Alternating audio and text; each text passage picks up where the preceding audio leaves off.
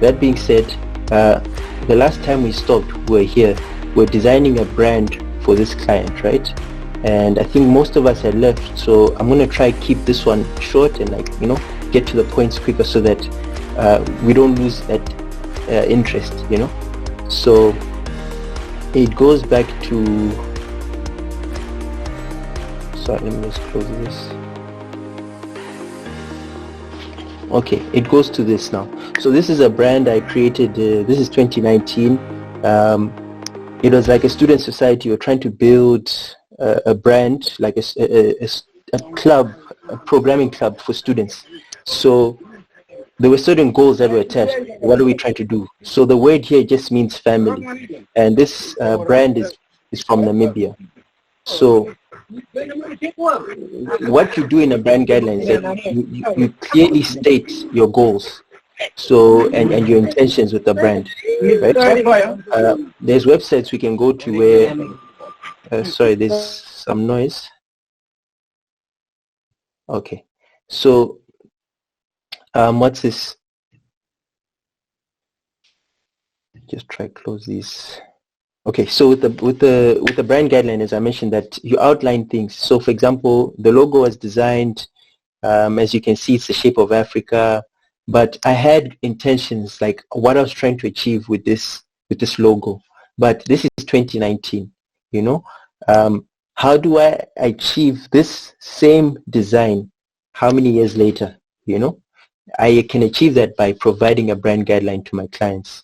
So for example, I outline the logo, what it means, how it should be used. I outline the spacing it needs so that they never, distort it in any way, like putting text too close to the logo. It's about outlining proper instructions that someone can follow, right? Another example, the icon itself,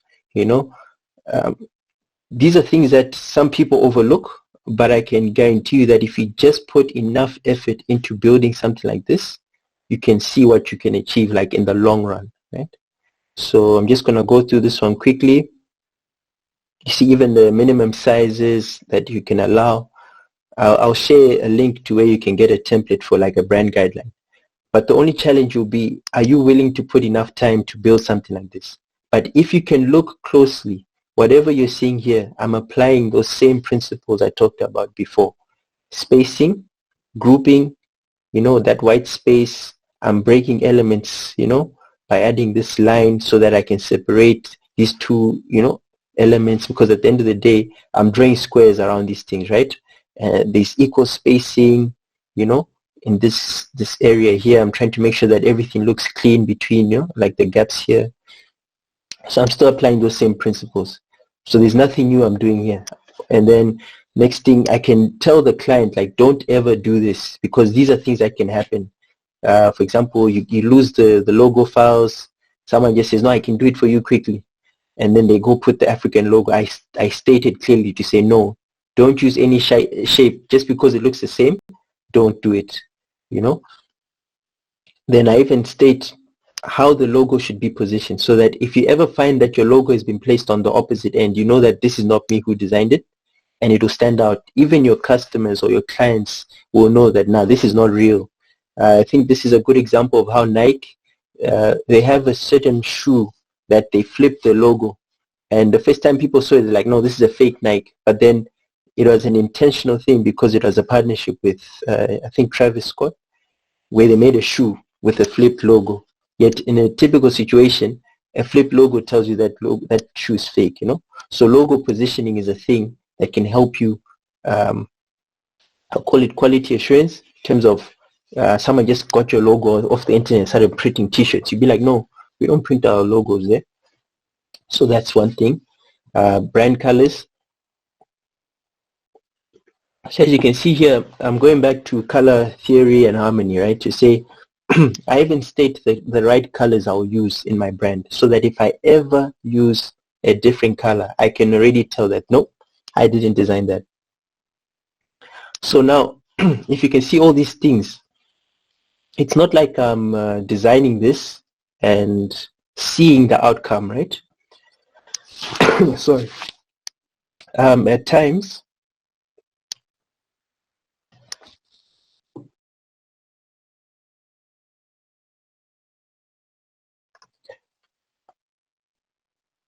Sorry, I've got a flu, but I'll continue.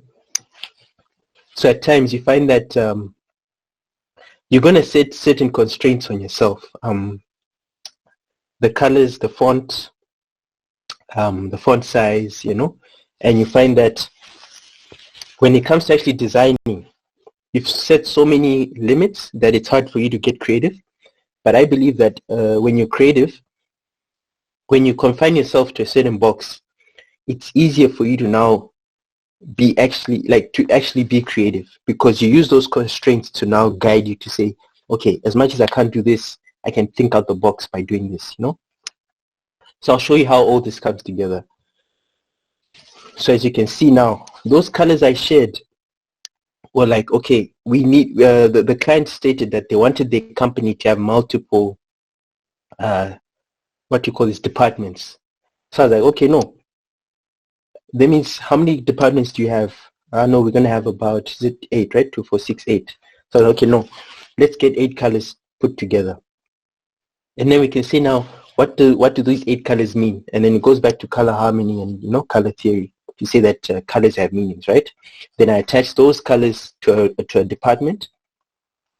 And then I use those symbols from this, as you can see, the typeface.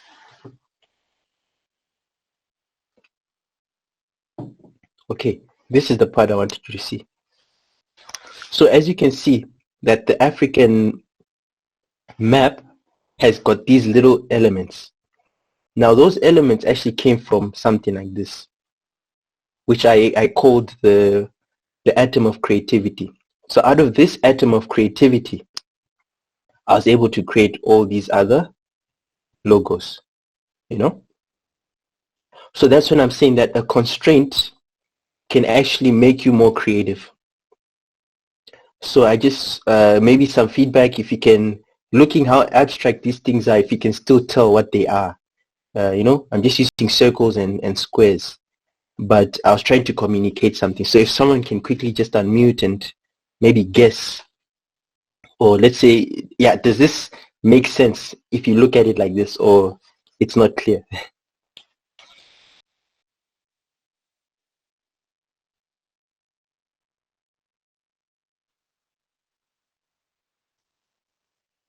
Hello? Okay. So, so for example, in this case, sports is like a play button. Engineering, these are like gears, Education, this is someone communicating. Services again, but these are gears working upward, While engineering is more like an engine. Society, it's like someone in a seat driving towards something. Technology there is like a chip. So I'm communicating even through shapes. So that's where now constraints that might come out of creating a brand guideline can actually make you more creative. This is now an example of how I'd say, yeah, this logo here, it's called A5 Designs. It's an architectural company. As you can see, I've stated the colors, I've stated the logo, but this was like in the design process. But then what I'm trying to say here is to say brand guidelines go through like iterations. It's not a once-off thing. So this is what I had shared with the client. The client then gave me feedback to say, no, this is not, it's not working for me. What they ended up doing was actually creating a sketch. And then that sketch is what they gave me. And then I worked off that sketch to get the final logo. So that's one thing to say. When it comes to design, you can either work in isolation or you can work with your client.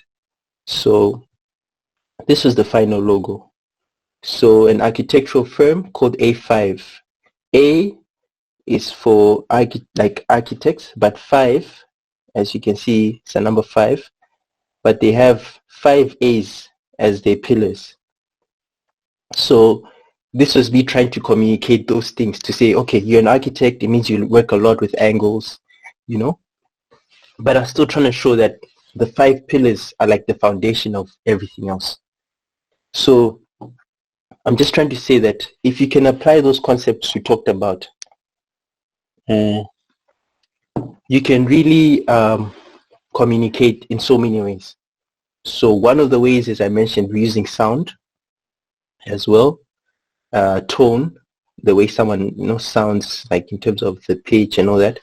So I just wanted us to start on that point. Now, how do you build something like this? So in this case, I wanted you to see with this again I did in like 2019, but maybe let me start here.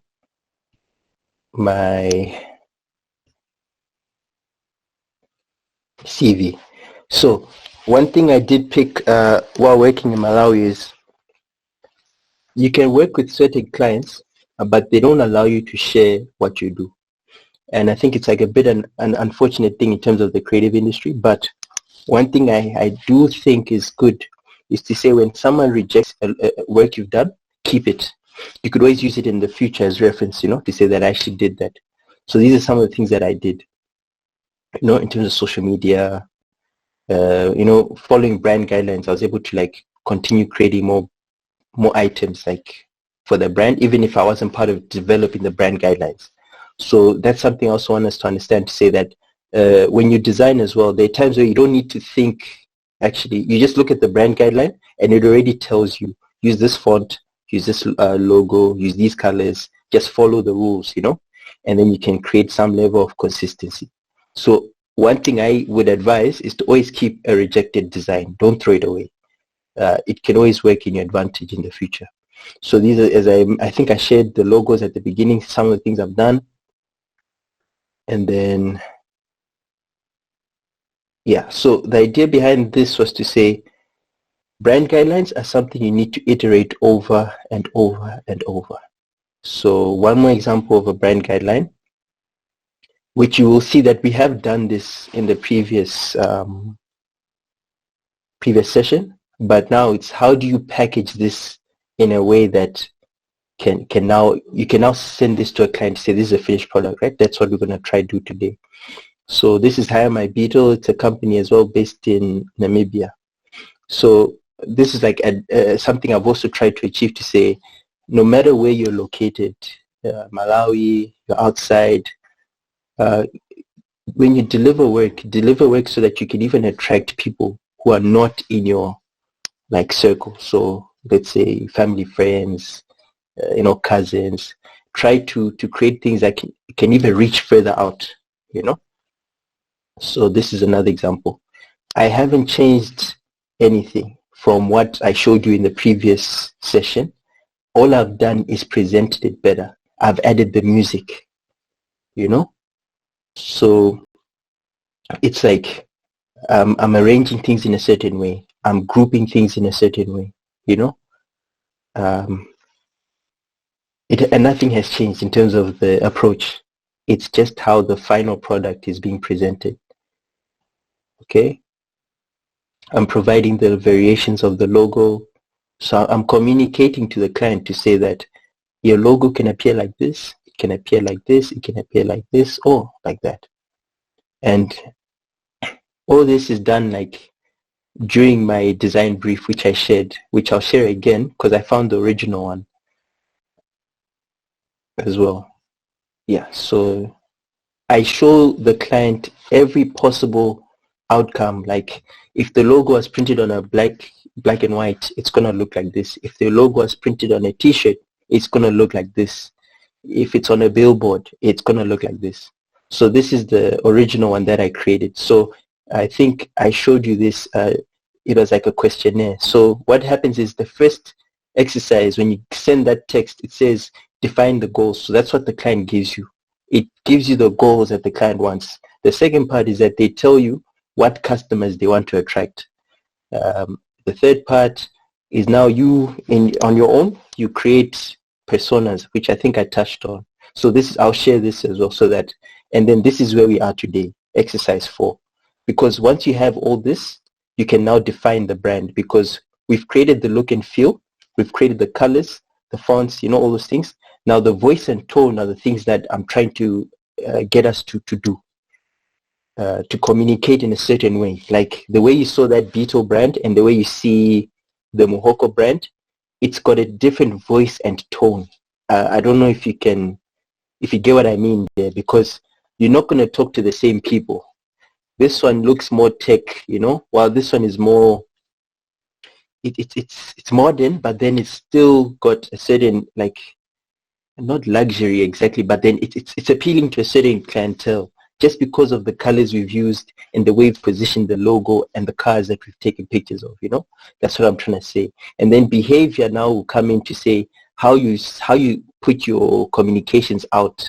I think the people who did, like, there was someone who did business. I mean, you'd be the best to, like, touch on things like that, because those are things that you can actually predefine at the beginning.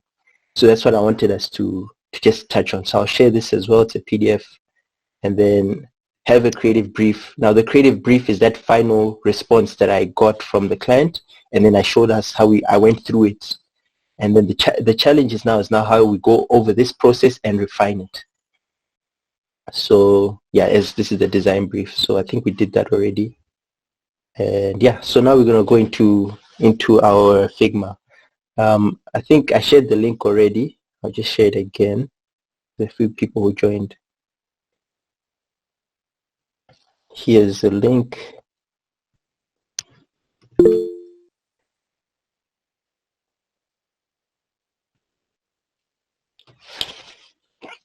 So I did have a client who I reached out to. I was hoping they would give me like a brief, but they didn't. But what their product was, like, it was a food, hair food. So they were creating shea butter products. So they make it from raw materials, but then I didn't get a design brief, so I can't really tackle that. So I was hoping, is there someone in this chat who has something they've been trying to design, so that we can understand your brand and then we can go ahead and tackle it, but by looking at it from a branding perspective. Because I think if we did this, what is branding? All right, there's different definitions, but I like the definition Chris Doe created. So we'll just read there. Branding is a process of creating a unique identity for a business or product, which includes elements like name, logo, design, overall message that distinguishes it from its competitors. It helps shape the customer's perceptions and build trust, making it a crucial aspect of marketing and business strategy. You see? So let's say by Chris Doe, because his definition is a bit different.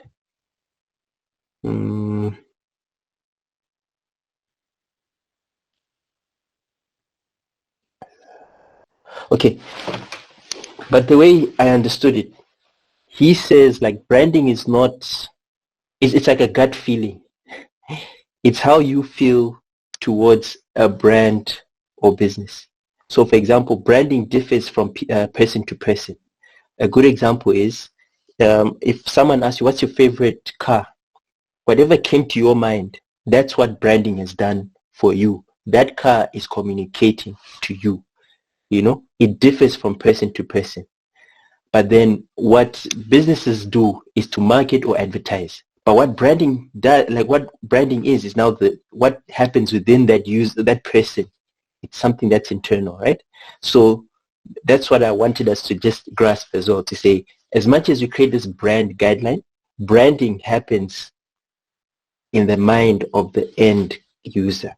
So as a designer, imagine you're trying to communicate all these things, yet you're still trying to communicate with, like, how many people there are in Mgawi, yet each and every one of them will have a different feeling or perspective towards your brand.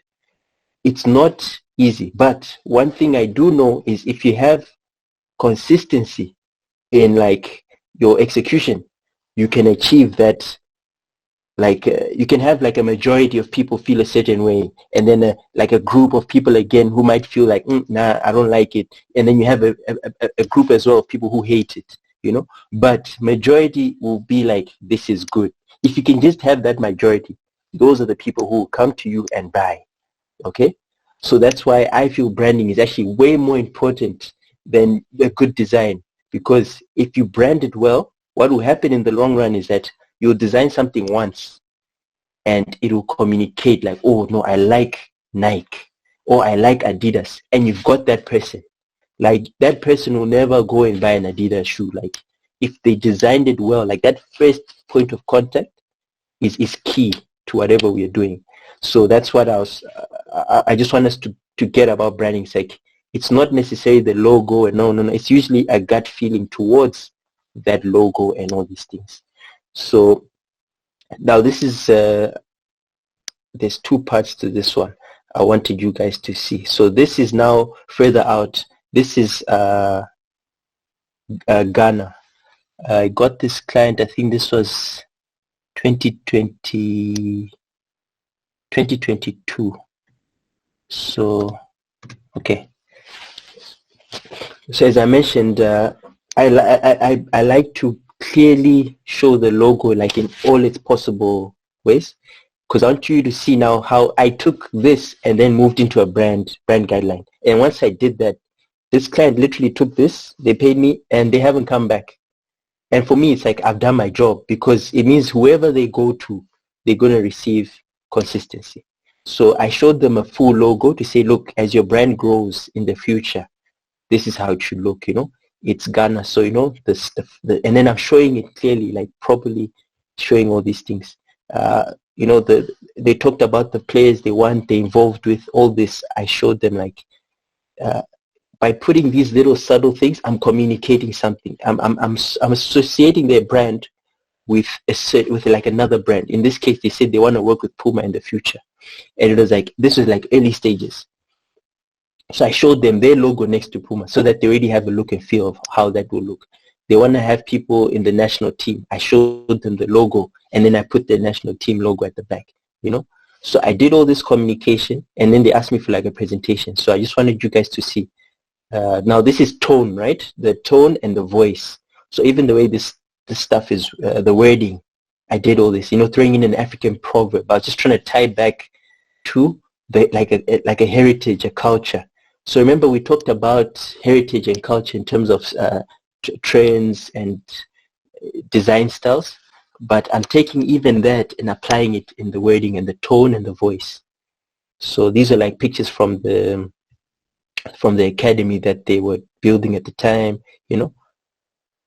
I'm communicating, because in football you use these type of arrows to show positioning, things like that. So that's how I'm creating consistency, even in the way I'm communicating the brand itself. I'm using things that footballers already associate with.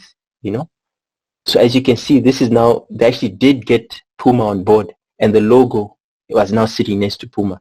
So it's like, the power of a good brand is that even if they were to send this to a brand like that, because it was planned ahead of, it was like, I feel it's like you're envisioning something. That's why I want us to really focus on branding. I'm passionate about this. I think I'm going to talk a lot on branding, but then it's like, if you guys could just take whatever we spoke about in those first two sessions and then just understand the branding aspect, I feel whatever you guys are going to create is really going to stand out. Like next to someone else's, they would be like, oh no, there's something about this brand. So that's what I wanted us to really tackle, you see. So I like to reference a lot of the things to what I'm doing. So as I mentioned, the domain, if it's football, I'll try as much as I can to find football references. If I'm going to take a picture, I'm going to put it on a soccer pitch, because that's what the client already understands. So that empathy part comes back, okay? So I've talked on that. So how can we build a brand? So I just want some of us to just give me, let's talk about a brand, or someone who has a brand they're trying to develop, or let's say it's an existing brand but you're trying to fix. Let's talk about it so that we can tackle it in this session. I think there'll be enough time for at least for us to make some progress on that. So anyone, if you can just unmute and then talk to me, and then we'll do that in Figma, and I'll be explaining as I go.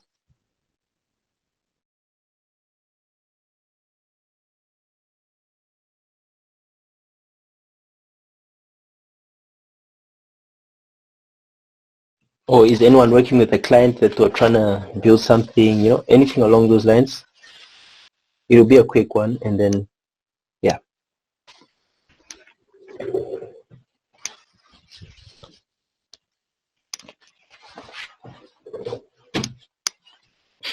anyone?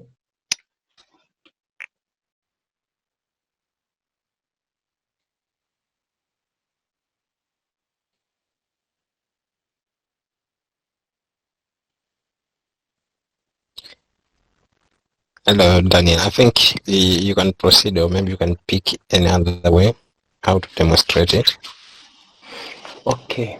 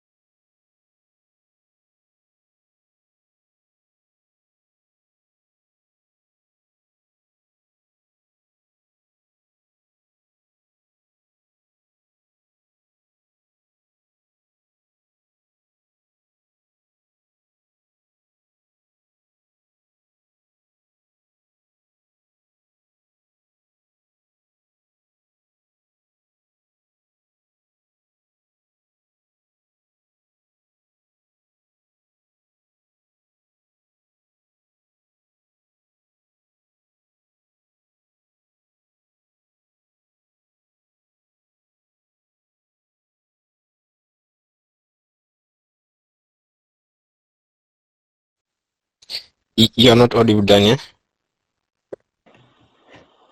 Sorry.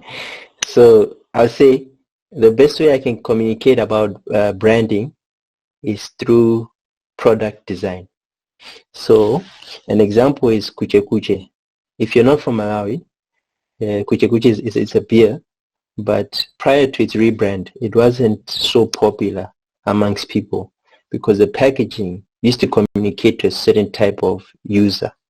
So what they were trying to do is to get that to remove that user base and like find a new user base. That now you find that people drink kuje kuje in public, and it's like it's normal now. Yet before it wasn't like that. They would rather take like a different beer brand. So why I would say product design, because product design is like a good example, because when you walk in a shop, you're hit by so many it's advertising, because it's like when you shoot juice, it's like 5 brands of juice. If you look at sugar, it's like, all these brands of sugar. It's like, how does someone pick you on that shelf? And that's the best way I can communicate branding, because it's like, in a crowd of people, how do you stand out?